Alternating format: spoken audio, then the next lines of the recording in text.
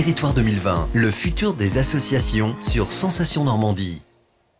Bonjour à tous et bienvenue dans le MAG Normandie sur Radio Sensation. Vous le savez, le temps est compté maintenant, notamment sur la question de l'environnement. Il va falloir agir vite.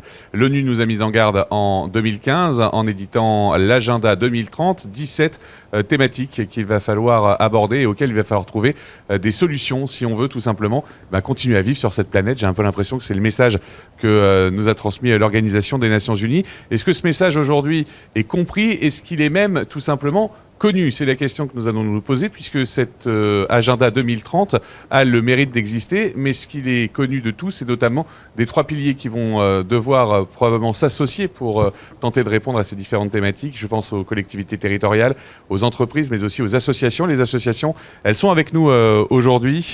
Joël Ouf de Carder, bonjour, Centre d'éducation à l'environnement.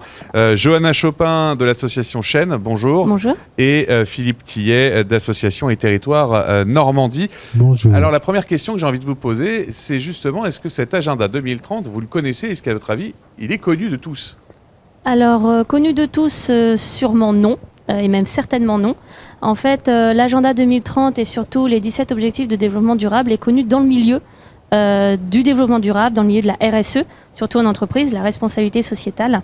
Et dans le milieu associatif surtout, il est totalement inconnu. Et je l'ai vécu au sein même de mon association, l'association Chêne. C'est un problème. Car en fait, les associations font déjà des choses, souvent liées à la débrouille. Les associations doivent se débrouiller et ont une logique écolo qu'ils ne connaissent pas. Par exemple, si je regarde ici, l'eau propre et assainissement, le SIS, le Chêne le fait parce que pour faire les lessives, c'est avec de la cendre, la sciure de bois. Et ça, en fait, c'est l'ODD 6, donc c'est concret. C'est ce qu'on appelle un indicateur de performance de cet ODD. Et l'association n'avait pas conscience de le faire. En expliquant à mes collègues qu'ils le faisaient tout à fait naturellement, on s'est rendu compte qu'on cochait 13 ODD sans le savoir. Et qu'on participait à 2 ODD, qui est le 14 et le 15, car avec notre centre de sauvegarde, on protège la faune sauvage. Donc on répond à ces ODD. Et en formalisant une politique RSO, donc responsabilité sociétale des organisations, on a démontré qu'une simple association locale peut être au même niveau qu'une grosse entreprise si elle en a conscience, en fait. Alors le problème au final, c'est qu'il va falloir rééduquer tout le monde et si votre association fait déjà des choses, il va falloir qu'elle les fasse connaître. Comment vous faites concrètement sur le terrain? Alors pour l'instant, nous c'est le site internet, on a une page RSO, on a d'ailleurs hier un universitaire des Yvelines qui nous a contacté à ce sujet, parce qu'il était surpris qu'une association ait connaissance de ça, donc déjà si eux-mêmes ont conscience que les associations ne le connaissent pas, c'est important. Et après, c'est de la sensibilisation, parce qu'on a vraiment une logique éducation. Donc, on va expliquer c'est quoi la faune sauvage, c'est quoi la biodiversité, c'est quoi le respect à avoir à la faune.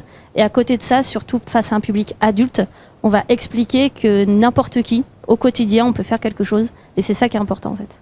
J'ai envie de demander, c'est vraiment utile aujourd'hui de réexpliquer aux gens ce qu'est la faune sauvage? Les gens ne savent pas ce que c'est? Absolument pas, non. C'est assez déstabilisant, d'ailleurs. Je commence toujours mes animations par la même question, qu'est-ce qu'un animal sauvage? Et la définition n'est jamais la bonne. On me sort le lion et le tigre, donc quand je demande oui, mais sauvages, en Normandie, oui, mais je reviens en Normandie. Quand je parle renard, blaireau, fouine, j'ai des yeux vides devant moi. Donc on a l'impression que c'est connu, mais non, c'est un travail à refaire. Alors justement, comment on met en place ce travail concrètement sur le terrain, Joël? Parce que c'est ça qui est important, c'est de rééduquer les gens, et on s'aperçoit que c'est même pas les rééduquer, c'est les éduquer tout court. Tout à fait, oui, c'est les éduquer, c'est les emmener dans la nature en fait. Est-ce qu'ils sont déjà ouverts et d'accord pour jouer le jeu? Oui. Ou est-ce qu'il y a encore des réticences dans la population aujourd'hui, malgré tout ce qu'on dit sur l'environnement et sur l'urgence climatique? Spontanément, un enfant, un jeune va aspirer à être dans la nature, va s'y sentir bien, même s'il peut avoir quelques peurs qui lui ont été transmises par ses parents, par exemple. Mais c'est avant tout un vrai plaisir d'être dans la nature. Donc la règle, c'est allons ensemble dans la nature et puis ouvrons les yeux, découvrons, et puis à partir de là, on va se poser des questions et on cherchera des réponses ensemble et on mettra des noms sur des espèces et on en apprendra un peu plus sur leur mode de vie et sur quelles sont les espèces qui vivent dans quel milieu naturel qui nous entoure. Donc voilà, la règle est très très simple, c'est faisons ça, emmenons le plus de groupes possible dans tous les cadres possibles. Donc, dans le cadre de l'école, dans le cadre des associations, des activités éducatives. On a un programme qui s'appelle Éveil à la nature des tout petits. On fait de la formation des assistantes maternelles pour qu'elles emmènent leurs tout petits de moins de 3 ans dans la nature. Il n'y a pas besoin qu'elles aient des connaissances, qu'elles soient capables de mettre des noms sur chacune des petites bêtes, mais qu'au moins elles emmènent les enfants dans la nature pour qu'ils soient éveillés à ça. J'ai envie de dire que l'appétit vient en mangeant. Est-ce que c'est justement pas par méconnaissance aujourd'hui que le public freine à agir concrètement et directement ? Alors, c'est par méconnaissance sûrement, mais également par une logique sociétale. Aujourd'hui, quand on est face à un enfant de 7 ans qui hurle quand on lui demande de s'asseoir sur la litière en forêt, on se rend compte qu'en fait, il ne connaît pas, il ne sait pas. Et ses parents lui ont tellement dit « si tu te tâches, ça ne va pas le faire », que lorsqu'on dit à un enfant « mais si, tu as le droit, vas-y, tâche-toi, assis-toi dans la boue », il est terrorisé. Et il y a vraiment une peur viscérale qu'on doit réexpliquer. Sa mère est avec lui à ce moment-là ou pas? Parce que c'est assez impressionnant quand on vit ça, sincèrement. Oui, une crise d'angoisse d'un enfant juste parce qu'on lui a demandé de s'asseoir, parce qu'il y a des petites bêtes qui vont le piquer. Et en fait, c'est notre travail d'expliquer tout ça et de dire qu'on a le droit de se salir. Un enfant, naturellement, il va aller s'éclater dans la boue, en fait. Mais la société va lui dire non, tu n'as pas le droit de le faire. Nous, animateurs, on dit ici, vas-y, salis-toi. C'est l'objectif de la vie dans la nature. Et finalement, ça va lui apprendre quoi de s'éclater dans la boue? La liberté et du coup, ce qui se passe aussi dans la nature, les animaux sont libres. Donc, réexpliquer le lien entre l'homme et l'animal qui n'existe plus aujourd'hui. Quand je dis à un enfant que le phoque, c'est notre cousin direct, souvent j'ai des fous rires, parce que c'est bizarre un phoque. Donc, ramener l'humain qui n'est pas le centre du monde, qui est juste un maillon. Et ça, c'est très important au niveau des jeunes. Joël.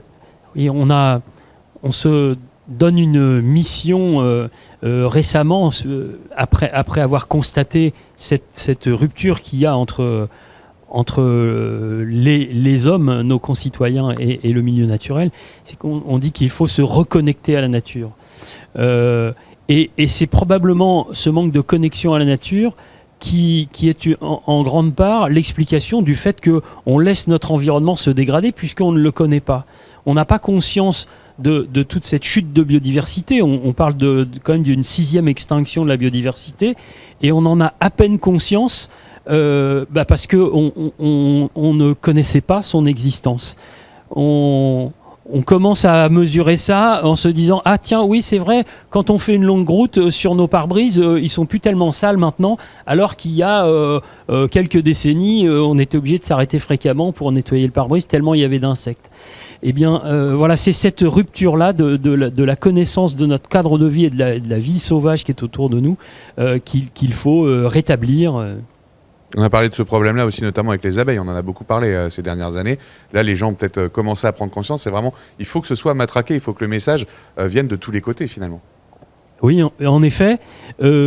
Mais en même temps, alors on sait que les abeilles domestiques se portent mal, mais celles qui vont encore plus mal, ce sont les abeilles sauvages, qui sont bien plus nombreuses en nombre d'espèces.